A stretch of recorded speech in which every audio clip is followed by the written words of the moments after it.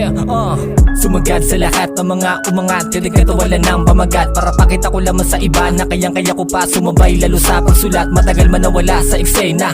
Sa mahabang panahong pagkatenga, pero di yung dahilan para hintuan na lang ang mga nasimulan. Obsteka, repa, kahit na marami mga bago na gusbukan na natin na natahimik dito sa aming laro. Madalas na ko diyain at laging tinatawanan, pero di hinakayaan mapabilis sa bano. Di man ako yung laging pinapakinggan ng aking mga kilala at kaibigan. Kaya kada ko labas para ko nakapiglas, mga di naniniwala pinanisan. Eto na ang panahon para muling ituloy aking nasimulan. Salamat sa mga taong nagbigay ng payong nang biglang buhos ang ulan. Ang suporta nyo aking babaunin, palagi kong iisipin kapag dumating na ang anihan na magiging inspirasyon ko upang magpatuloy sa pupuntahan.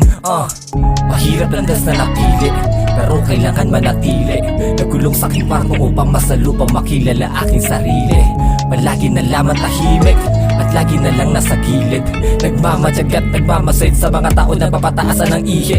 Salamat sa mga taong naniwala noong mga panahon na ako'y nagsimula pa. Sa mga taong umala din na palagi kaagapin nung ako ay siyang naman ng papa. Alaala ng kahapon ng kulitan na saya kapag kayo ay aking nakakasama. Ay hindi ko malimutan, palagi ko nandalabungan ang ating mga gintong alaala. At kahit ano pa man na mangyari, umusad lang palagi ng paabante. Hindi na mahalaga kung mabilis man o mabagal, basta nakakanda na sa mangyayari.